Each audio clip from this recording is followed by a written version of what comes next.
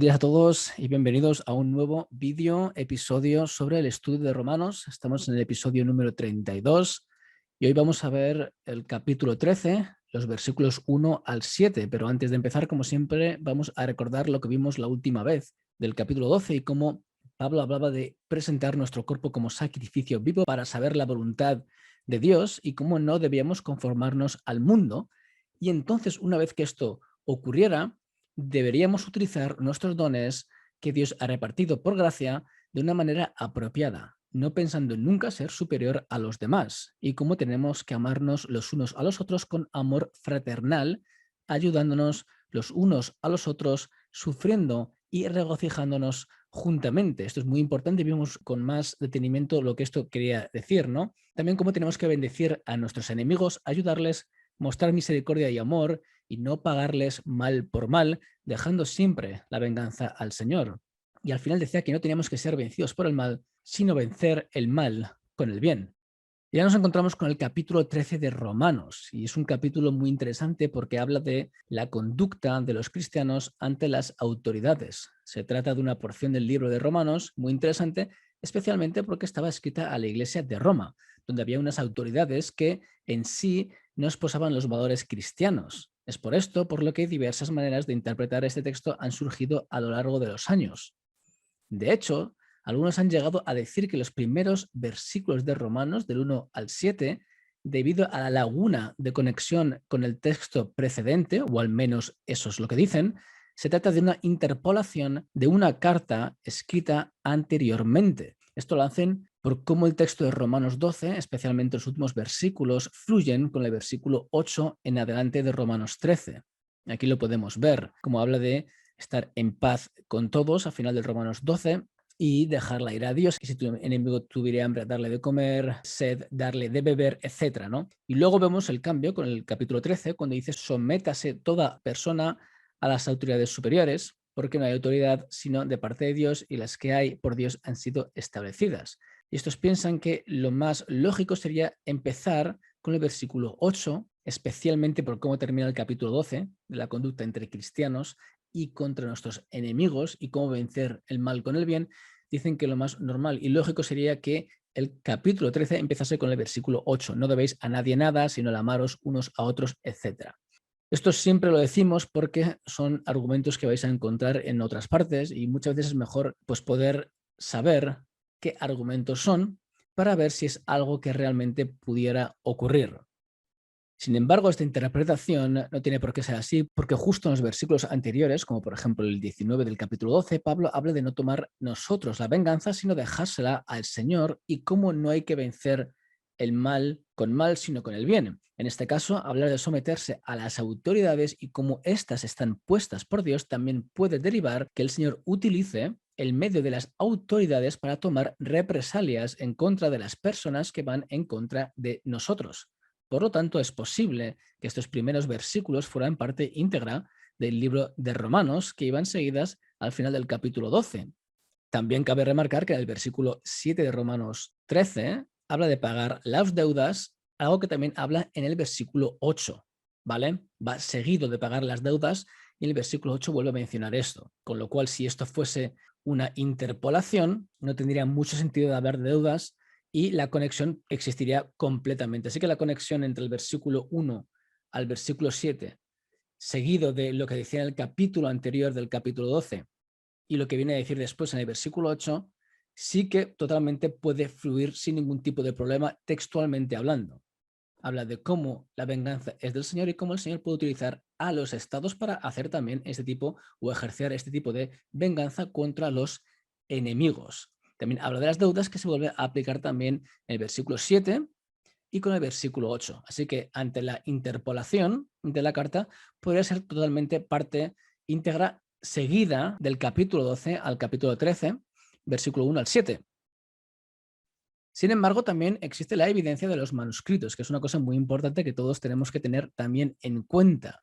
Históricamente, el capítulo 13 íntegro, incluyendo el versículo 1 al 7, forma parte de los antiguos registros, como el Códice Sinaítico, también el Vaticano, y también el de Alejandría, por ejemplo, donde podemos ver cómo los registros más antiguos de los textos también lo incluyen como parte seguida, lo cual es lo más posible, ¿no? Aquí podéis ver el código sinaítico, que como sabéis es del siglo IV y está en la Biblioteca Británica de Londres. Y veis aquí como, por ejemplo, incluye el capítulo 13. Os he puesto el primer versículo y parte del segundo para que lo podáis ver. Si sabéis leer griego, podréis ver esto también sin ningún problema. Así que vemos como en el códice sinaítico, uno de los más antiguos, existe el capítulo 13 íntegro.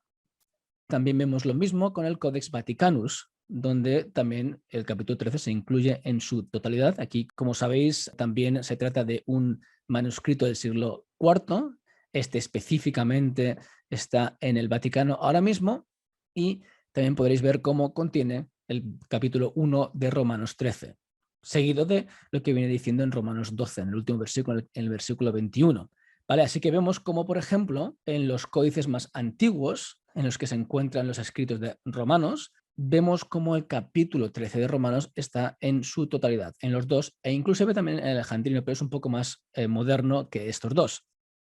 Y de hecho también existe otro manuscrito más antiguo que el Códice Sinaítico, Vaticanus y Alejandrino, que contiene también el primer versículo de Romanos 13, justo después del último versículo del capítulo 12. Se trata del papiro 46, que data del siglo II al III, que se encuentra en la biblioteca de la Universidad de Michigan. Aquí podéis ver el manuscrito entero, como podéis ver faltan partes aquí, y se puede ver cómo en el papiro las partes finales del capítulo 12 de Romanos se encuentran seguido también del principio del capítulo 13. En este caso se puede ver en amarillo las partes de los versículos 20 y 21 que vamos a ver ahora, junto con las partes del capítulo 1 de Romanos 13. La fuente del papiro es la misma mencionada anteriormente. Vamos a hacer un zoom, ¿no?, de esta parte, junto con la fuente del griego que vais a ver al lado, es la del Nuevo Testamento en griego de la edición SBL. Aquí veis parte de abajo del papiro de P46 que acabamos de ver, y esto de aquí que acabo de señalar es lo que vamos a ver que se encuentra aquí. Y en amarillo vais a ver parte del texto del capítulo 12, 20 al 21 y también el inicio del capítulo 13, el versículo 1. Lo que veis en amarillo es lo que se ve en este papiro y lo que no veis es porque evidentemente pues, se ha perdido parte del papiro, pero podéis ver, los que sepan leer en griego, podréis ver cómo se trata de parte del final del 12 junto con parte del inicio del capítulo 13, versículo 1. Y la parte que se puede apreciar sería la siguiente en español para que lo veáis, ¿no? Se ve cómo habla de fuego amontonará sobre su cabeza, no seas vencido de lo malo, mas sino vence con el bien el mal, y luego sométase toda persona a las autoridades. Esto es lo que se ve en el papiro en griego, en el P46, las partes que se ven como se ve claramente que habla del versículo 20 parte y 21 parte y también parte del versículo 1 del capítulo 13, ¿vale? Así que todo está ahí sin ningún problema, es parte íntegra de Romanos. Por lo tanto, el registro de los papiros nos da una clara indicación que estos versículos de Romanos formaban parte de la carta original. Sin embargo, al analizar los versículos vamos a explorar más motivos contextuales por los que el Señor hubiera inspirado a Pablo para que los escribiese. Romanos 13:1. Sométese toda persona a las autoridades superiores, porque no hay autoridad sino de parte de Dios, y las que hay por Dios han sido establecidas. Después de Pablo exponer cómo no tenemos que tomar la venganza de nuestra mano y cómo tenemos que dejar que Dios haga, ahora Pablo nos explica cómo tenemos que someternos a todas las autoridades superiores. La razón por la cual tenemos que hacer esto es porque las autoridades han sido puestas por el mismo Dios. Primeramente, la palabra traducida como persona es la palabra psige, que aparte de persona también puede referirse a vida o a alma. Pablo deja claro que todos se tienen que someter a las autoridades superiores. Importante también remarcar que el verbo utilizado por Pablo para someterse a las autoridades se trata de hipostaso, que tiene la connotación de someterse, subordinarse y sujetarse. Este es el mismo verbo que utiliza en otras partes para hablar de cómo tenemos que someternos los unos a los otros como hermanos en Cristo, cómo las casadas tienen que someterse a sus maridos, cómo la iglesia está sujeta a Cristo y cómo los espíritus de los profetas se sujetan a los espíritus de los profetas. Aquí abajo vamos a ver dos ejemplos. Romanos 13:1, el que estamos viendo ahora mismo, sométase, es la palabra, aquí tenéis el lema hipostaso, y en 1 Corintios 14:32, en el que habla que los espíritus de los profetas están sujetos a los profetas, vemos aquí cómo esta palabra también es hipostaso. Así que vemos cómo existe esta conexión. En Efesios 5:21, someteos unos a otros en el amor de Dios. Este sometimiento también es la misma palabra hipostaso. Esto puede indicar que de la misma manera que tenemos que someternos los unos a los otros por amor, ahora tenemos que someternos a las autoridades por amor.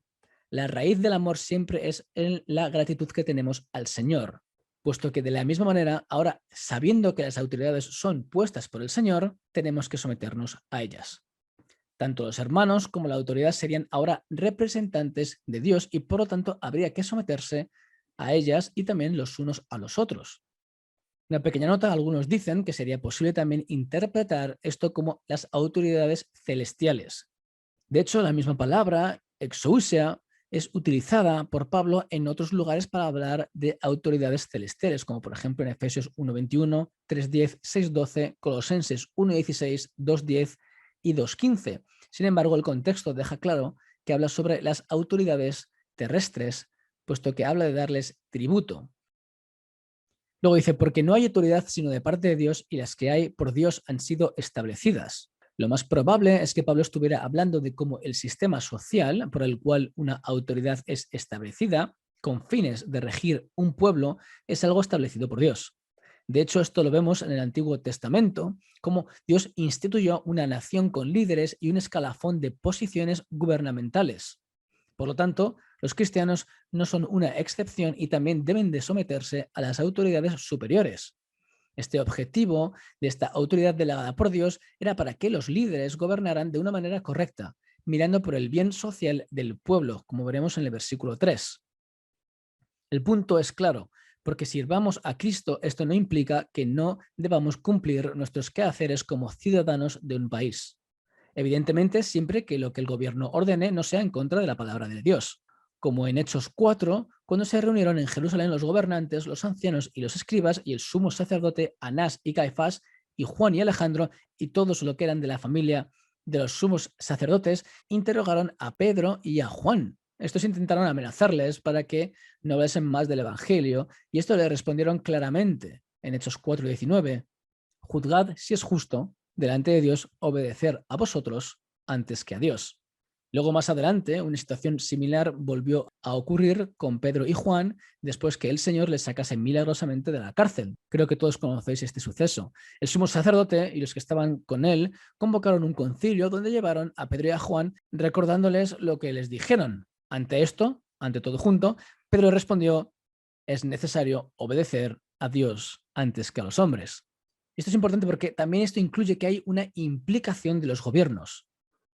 Los gobiernos, al ser establecidos por Dios y al Dios otorgarles esta autoridad, estos se exponen a tener esta autoridad también juzgada por Dios, como el ejemplo del siervo infiel en Lucas 12, 41-48, que también lo podéis ver en Mateo 24, 45 al 51, donde se le da la autoridad cuando el Señor le pone sobre su casa con la responsabilidad y cómo cuando el siervo, viendo que el Señor no viene, empieza a actuar injustamente golpeando a los criados, a comer, a beber y a embriagarse, y cómo el Señor lo castigará duramente por su mala manera de ejercer la autoridad que le fue otorgada. Otro ejemplo de cómo Dios es el que juzga a los gobiernos, aunque sean también paganos, lo vemos con Daniel y Nabucodonosor en Daniel 4, cuando Nabucodonosor tiene unas visiones donde un vigilante del cielo, entre otras cosas, le dice esto. La sentencia es por decreto de los vigilantes y por dicho de los santos la resolución, para que conozcan los vivientes que el Altísimo gobierna el reino de los hombres y que a quien quiere él lo da y constituye sobre él al más bajo de los hombres. Y como Daniel interpretó esta profecía diciendo, y en cuanto a lo que vio el rey, un vigilante y santo que descendía del cielo y decía, cortad el árbol y destruidlo, mas la cepa de sus raíces dejaréis en la tierra, con atadura de hierro y de bronce en la hierba del campo, y sea mojado con el rocío del cielo, y con las bestias del campo sea su parte, hasta que pasen sobre él 7 tiempos. Esta es la interpretación, oh rey, y la sentencia del Altísimo, que ha venido sobre mi señor el rey, que te echarán de entre los hombres, y con las bestias del campo será tu morada, y con hierba del campo te apacentarán como a los bueyes, y con el rocío del cielo serás bañado, y 7 tiempos pasarán sobre ti, hasta que conozcas que el Altísimo tiene dominio en el reino de los hombres y que lo da a quien él quiere. E incluso vemos este sentimiento con las palabras de Dios a Nabucodonosor, en el versículo 32 del mismo capítulo: y de entre los hombres te arrojarán, y con las bestias del campo será tu habitación, y como a los bueyes te apacentarán, y 7 tiempos pasarán sobre ti, hasta que reconozcas que el Altísimo tiene el dominio en el reino de los hombres, y lo da a quien él quiere. Lo vuelvo a repetir también aquí para dejarlo completamente claro. Otro ejemplo también lo vemos con lo que pasó con Jesús y con Pilato, cuando éste le dijo en Juan 19:10: ¿a mí no me hablas? ¿No sabes que tengo autoridad para crucificarte y que tengo autoridad para soltarte? Y que le respondió Jesús: ninguna autoridad tendrías contra mí si no te fuese dada de arriba. Por tanto, el que a ti me ha entregado, mayor pecado tiene. Aquí Jesús deja claro que la autoridad como gobernantes es dada por Dios. En este caso es un poco especial porque el acto contra Jesús era un acto malo. Crucificar al Hijo de Dios no era algo precisamente bueno, ¿no?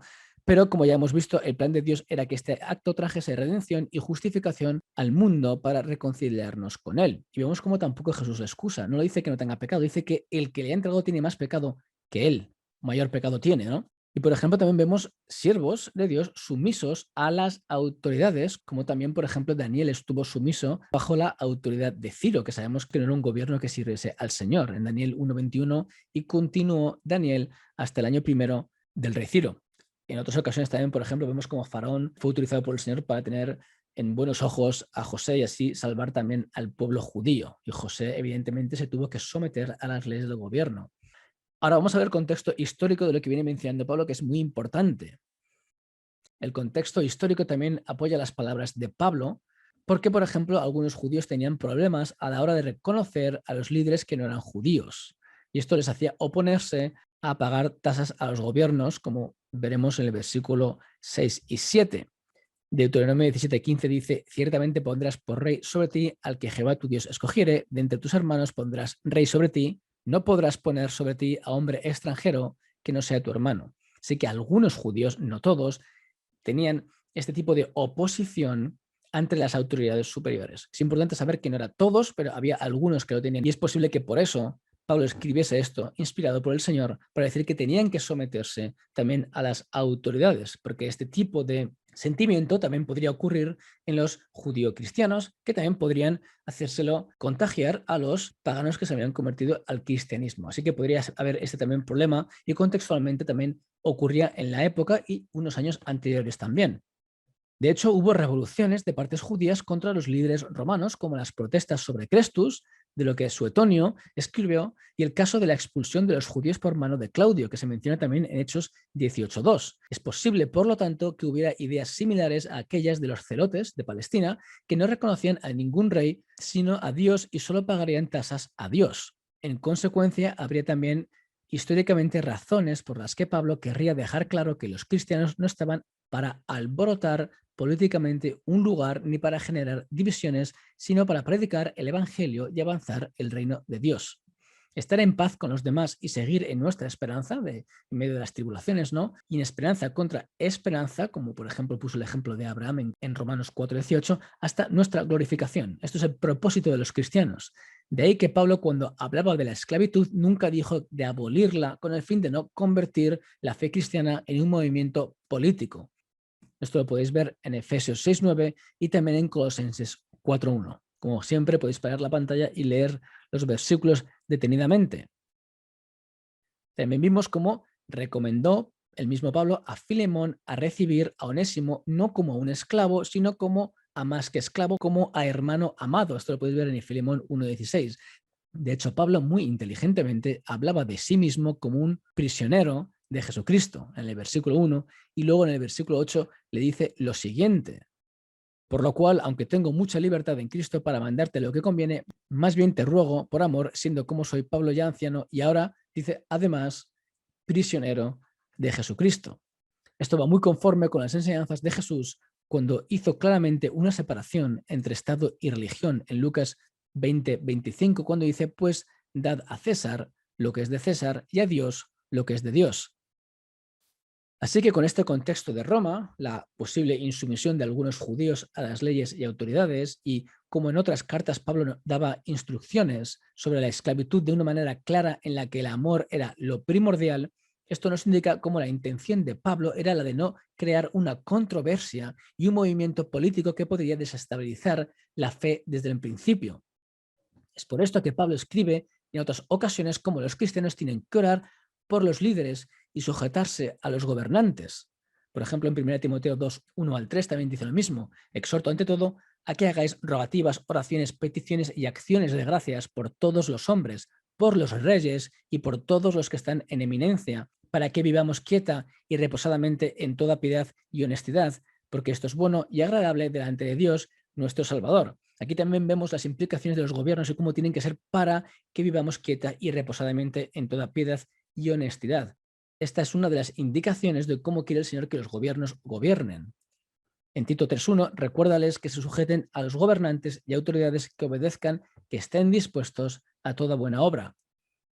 Pedro también reconoce la importancia de esta actitud cristiana en 1 Pedro 2, 13 al 17, por causa del Señor, someteos a toda institución humana, ya sea al rey como superior, ya a los gobernantes como por él enviados para castigo de los malhechores y alabanza de los que hacen el bien. Aquí vemos otra vez otro concepto de cómo el gobierno tiene que gobernar conforme a lo que el Señor quiere, dar castigo a los malhechores y alabanza a los que hacen el bien. Versículo 15, porque esta es la voluntad de Dios, que haciendo el bien hagáis callar la ignorancia de los hombres insensatos, como libres, pero no como los que tienen la libertad como pretexto para hacer lo malo, sino como siervos de Dios. Honrad a todos, amad a los hermanos, temed a Dios, honrad al rey. Por lo tanto, se dice que esta porción que Pablo había introducido era para dejar claro que tanto judíos como los paganos conversos debían sujetarse a las autoridades, entendiendo que éstas eran puestas por el Señor. Luego dice el versículo 2, de modo que quien se opone a la autoridad, a lo establecido por Dios, resiste, y los que resisten acarrean condenación para sí mismos. Ante esta premisa, Pablo es claro: como las autoridades son puestas por el Señor, cualquiera que se oponga a esta autoridad está en consecuencia en contra del Señor. Esto nos quiere decir que si nos oponemos a las autoridades por leyes impuestas y éstas no van en contra de los principios bíblicos del Señor, entonces delante del Señor es como si le estuviésemos resistiendo a Dios mismo. Luego dice, acarrean condenación para sí mismos. Quien se opone a la autoridad acarrea condenación para sí mismos.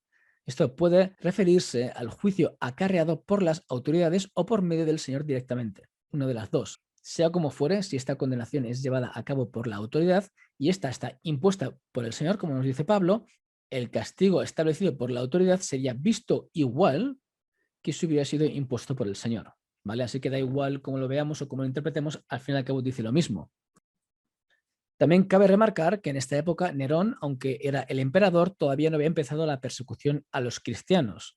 Y los judíos en general, menos los que apoyaron la revuelta de Roma, como una década después y lo que hemos mencionado anteriormente, se oponían en general a las revueltas y no resistían a los gobernantes a los que estaban sometidos, a no ser que los mandatos de estos gobiernos incluyesen la desobediencia a Dios o a sus leyes. Por lo tanto, el punto de Pablo es claro: los cristianos tenían que seguir este ejemplo, someterse a las autoridades. Y ahora vamos a ver un ejemplo de la autoridad de Dios ante un gobierno del mundo. Algunos ejemplos de cómo había que someterse a las autoridades externas que Dios había impuesto también lo vemos en el Antiguo Testamento. Por ejemplo, el caso de Nabucodonosor era un ejemplo de algo establecido por Dios donde las personas tenían que someterse a las leyes del país. Jeremías 25:9 dice: aquí enviaré y tomaré a todas las tribus del norte, dice Jehová, y a Nabucodonosor, rey de Babilonia, mi siervo, y los traeré contra esta tierra y contra sus moradores y contra todas estas naciones en derredor, y los destruiré, y los pondré por escarnio y por burla y en desolación perpetua. Ejemplo de Ciro, Isaías 45:1, así dice Jehová: has ungido a Ciro, al cual tomé yo por su mano derecha para sujetar naciones delante de él y desatar lomos de reyes, para abrir delante de él puertas, y las puertas no se cerrarán. Importante que no estamos hablando si sobre la voluntad perfecta de Dios se cumplía, puesto que el exilio en esta ocasión, por ejemplo, fue causado por la desobediencia del pueblo de Israel. Tampoco se defienden las prácticas de los pueblos donde fueron enviados los judíos. Lo que se quiere dejar claro es ver cómo Dios no dice a su pueblo que a los pueblos a los que han sido llevados en cautiverio ellos tuvieran que hacer revuelta, sino tendrían que someterse, a no ser que, como por ejemplo veremos en casos como el de Sadrach, Mesach y Abednego, estos gobiernos les digan de hacer cosas que vayan en contra de los mandamientos del Señor. Por lo tanto, sabemos que Dios ha establecido que las naciones tengan una autoridad y cómo tenemos que obedecer a estas, o si no, acarrearemos consecuencias porque han sido impuestas por el Señor. Sin embargo, tenemos que entender que esto no significa que todo lo que hagan sea bueno. Por ejemplo, en el caso en el que un gobierno haga una ley de algo que va en contra de la Biblia, como por ejemplo que no te permitan evangelizar, es nuestro deber obedecer a los principios divinos y no al de los hombres, como hemos visto anteriormente en Hechos 4 con Pedro y con Juan. Y esto lo vemos, por ejemplo, también en el caso de las persecuciones. Si un gobierno persigue a ciertos cristianos por diferentes motivos, esto no indica que tengamos que ser necesariamente mártires. Por ejemplo, vemos varios casos en la Biblia donde ante la persecución de ciertas personas por medio de las autoridades de la época o por medio de grupos importantes, los mismos siervos de Dios buscaban refugio. Aquí tenemos algunos ejemplos.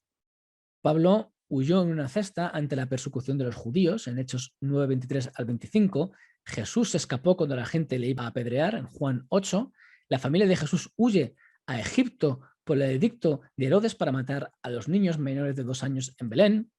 Y en Éxodo 1, 15 al 22, Faraón ordena a las parteras hebreas que cuando nacieran niños de los hebreos, si eran niñas las dejasen, pero si eran niños, que los matasen. Pero estas se negaron ante el mandato del rey de Egipto porque era completamente inmoral. Y otra cosa importante, esto tampoco quiere decir que tengamos que huir todas las veces, porque a veces la voluntad del Señor es que permanezcamos en estos lugares que son hostiles al Evangelio, y puede ser por diferentes razones. De hecho, en la Biblia y durante la historia hemos visto casos de mártires que han causado un ejemplo e inspiración a otros hermanos, como por ejemplo en la Biblia ya tenemos el caso de Esteban, ¿no? Sadrach, Mesach y Abednego fueron un ejemplo, como hemos dicho antes, de no someterse a mandatos de las autoridades que iban en contra de la palabra de Dios. Estos se negaron a hacer lo que el rey Nabucodonosor les dijo que tenían que hacer al adorar a la estatua. Esto lo vemos en Daniel 13, 16 al 18. De la misma manera, tenemos casos donde los siervos de Dios pueden reclamar a las autoridades sus faltas morales al actuar en contra de lo que Dios ha mandado. Un ejemplo lo vemos con Samuel y cómo él se dirigió a Saúl cuando éste ofreció holocausto. En 1 Samuel 13, 13 al 15, entonces Samuel dijo a Saúl: locamente has hecho, no guardaste el mandamiento de Jehová tu Dios que él te había ordenado, pues ahora Jehová hubiera confirmado tu reino sobre Israel para siempre. Mas ahora tu reino no será duradero. Jehová se ha buscado un varón conforme a su corazón, al cual Jehová ha designado para que sea príncipe sobre su pueblo, por cuanto tú no has guardado lo que Jehová te mandó, etc. Es verdad que el contexto también es un contexto donde el pueblo era el pueblo de Israel, pero vemos como ante la falta moral, un siervo del Señor se lo puede decir a la autoridad al no cumplir lo que el Señor quiere de un gobierno, que como hemos visto anteriormente incluye la paz entre los ciudadanos, que no haya injusticia, etc. Otro caso similar, por ejemplo, también en el mismo contexto lo vemos con el profeta Natán y con David. El profeta le recriminó su acto por medio del Señor. En este caso, Natán pudo parar la profecía por temor al rey, o decir que es insumiso, ¿no? Sin embargo, él siguió con su llamado y proclamó la profecía del Señor, a sabiendas que esto le podría acarrear la muerte. Así que, por lo tanto, vemos cómo existen casos donde en ocasiones hay que huir de la persecución de un gobierno. También hay que desobedecer lo que el gobierno nos dice, si es inmoral, si va en contra de los parámetros bíblicos o de las enseñanzas y de las órdenes del Señor a nosotros, como por ejemplo la de predicar el Evangelio. Y también podemos recriminar sus fallos morales, los de los gobiernos, y acciones que van en contra de la palabra de Dios. Esto lo podemos hacer como cristianos. Seguimos con versículo 3 al 4, dice: porque los magistrados no están para infundir temor al que hace el bien, sino al malo. Aquí vemos otra vez las implicaciones de estas autoridades delegadas por Dios. Es para no infundir el temor al que hace el bien, sino al malo. Esto es uno de los principios morales que el Señor impone a las autoridades de los gobiernos. Sigue Pablo, dice: ¿quieres pues no temer la autoridad? Haz lo bueno y tendrás alabanza de ella, porque es servidor de Dios para tu bien. Pero si haces lo malo, teme, porque no en vano lleva la espada, pues es servidor de Dios, vengador para castigar al que hace lo malo. Aquí se ve reflejado el significado de lo que implica que una nación tenga una autoridad dada por Dios. Esta autoridad establecida no es para que la autoridad infunda temor al que hace el bien, sino al malo. Esto implica que esta autoridad dada por Dios es para que el gobierno actúe de una manera ecuánime y justa con sus ciudadanos. Si por el contrario el gobierno defiende al malo y no al bueno, entonces esta autoridad está sobrepasando los estatutos y la delegación de Dios, como el caso de, por ejemplo, adorar forzosamente a ídolos, abolir la predicación o matar a niños, ¿no? Y este concepto de cómo esta es la versión que el Señor quiere que los gobiernos adopten, o la visión. Por eso dice, quieres pues no temer la autoridad, haz lo bueno y tendrás alabanza de ella, porque es servidor de Dios para tu bien. Cuando dice servidor para tu bien, implica que es un servidor en conformidad con la autoridad delegada por Dios, no un gobierno tirano que vaya en contra de los justos, evidentemente. Lo malo se refiere a algo que va en contra de lo que Dios ha establecido como lícito a los gobiernos. Si las personas no pagan tributo, por ejemplo, o ejercen su propia voluntad y su venganza, entonces estaríamos en contra de la autoridad dada por Dios. Porque no en vano lleva la espada, es lo que dice al final. La espada se refiere a la autoridad del gobierno para ejercer retribución a aquellos que desobedecen. Esto nos quiere decir que si el gobierno ejerce esta autoridad y nos castiga por nuestra insumisión, es como si Dios nos castigase por medio del gobierno a causa de esta insumisión. Y una pequeña nota, hay varias interpretaciones que han surgido sobre si Pablo hace una referencia a la pena capital. Sin embargo, no está claro si Pablo se refiere a la pena capital o al poder general del gobierno de ejercer juicio ante lo malo, puesto que no todas las consecuencias de desobedecer a un gobierno eran castigadas con la pena de muerte. Esto, sin embargo, no indicaría que también tuviese estas implicaciones junto con las demás, así que no está específicamente claro, ¿vale? Importante también saber esto. Y luego dice, pues es servidor de Dios, vengador para castigar al que hace lo malo. Si recordamos al capítulo anterior, en Romanos 12, 19 al 21, Pablo nos decía que no debíamos vengarnos, sino que dejásemos la venganza al Señor. Aquí vemos cómo Pablo dice que una de las maneras, entre otras, que Dios hace justicia es a través de un Estado justo con sus ciudadanos. Esta autoridad se encarga de hacer el bien e impartir justicia. Así que, si alguien roba a otra persona, la persona que ha sido robada no tiene que vengarse ni buscar su propia justicia, sino dejar que el Señor actúe. En muchas ocasiones, como el Señor ha establecido esta autoridad, Él las utiliza para impartir justicia. Versículo 5, por lo cual es necesario estarle sujetos no solamente por razón del castigo, sino también por causa de la conciencia. Aquí se ve la doble penalidad de la insumisión, el castigo impuesto por el Estado y la conciencia, el castigo por nuestro pecado. Pablo está diciendo no solamente te sometas por el castigo que tu desobediencia puede acarrear, sino también porque moralmente estás desobedeciendo a la autoridad delegada por Dios. Y le resistimos, como decía justamente en el versículo 2 de este mismo capítulo. Esto es importante tenerlo en cuenta porque a veces somos insumisos en áreas en las que el Estado a veces no nos castiga. Por ejemplo, podemos evadir impuestos al ocultar información en nuestra declaración de la renta. El hecho de que la autoridad no nos penalice por no haber hecho un audit, por ejemplo, esto no implica que moralmente estemos sin falta. Por el contrario, delante de Dios somos culpables de la misma manera que si el Estado hubiera encontrado nuestra falta. Versículos 6 al 7 dice, pues por esto pagáis también los tributos porque son servidores de Dios que atienden continuamente a esto mismo. Pagad a todos lo que debéis, al que tributo, tributo, al que impuesto, impuesto, al que respeto, respeto, al que honra, honra. En este versículo vemos cómo la noción de autoridad terrestre es la que Pablo tiene en mente y no las autoridades espirituales como algunos apuntaban, que hemos mencionado anteriormente. También se entiende la noción que debemos pagar nuestros tributos a estas instituciones que actúan como siervos de Dios en el sentido de la estructura social que Dios ha establecido. Recordamos lo que hemos dicho antes de las palabras de Jesús: dad pues a César lo que es de César y a Dios lo que es de Dios. No solo esto, sino que Pablo nos dice que siempre hay que pagar lo que debemos, sean tributos, impuestos, respetos, que incluye respetar a las autoridades, y honra, que incluye también honrar a las autoridades. Es interesante ver cómo Pablo nos muestra que hay que honrar y respetar a las autoridades, aunque no nos guste todo lo que hacen. Por ejemplo, los impuestos, por eso dice que paguemos impuestos. En consecuencia, Pablo sienta las bases de cómo tiene que ser nuestra actitud ante el gobierno, que también lo hemos visto en 1 Timoteo 2, 1 al 3, y como Pablo nos dice que tenemos que orar por los gobernantes y cómo esto lo hace también para que vivamos quieta y reposadamente. Es importante entender cómo un gobierno justo, con la autoridad delegada por Dios para gobernar, tiene como propósito que los ciudadanos vivan quieta y reposadamente. Por lo tanto, el gobierno que prohíba predicar, por ejemplo, no está cumpliendo o ejerciendo la autoridad delegada por Dios como Dios quiere que la haga. Así que, ¿qué es el resumen de lo que hemos visto hoy? Hemos visto cómo Dios ha establecido un sistema social donde existen autoridades por las que debemos de regirnos. Si no nos sometemos ante estas autoridades, entonces nos oponemos a Dios. También hemos visto cómo hay momentos donde si la autoridad terrestre usurpa la autoridad de Dios, entonces podemos no someternos, como por ejemplo la prohibición de predicar el Evangelio. Estas autoridades impuestas por Dios tienen como propósito el bienestar general del pueblo, de tratarlo justamente. Dios utiliza esta autoridad para castigar a las personas también. Y cómo obedecer a las autoridades no tiene que ser por causa de miedo y castigo, sino también por nuestra conciencia. Así que tenemos también que pensar en esto. Y como al final dice que tenemos que pagar nuestros tributos a los gobiernos y darles respeto y también honra. Así que con esto, hermanos, terminamos el estudio de hoy. Está un poco más enfocado a esta parte de Romanos. Y la semana siguiente seguiremos con la última parte de lo que quiere decir Pablo en el capítulo 13.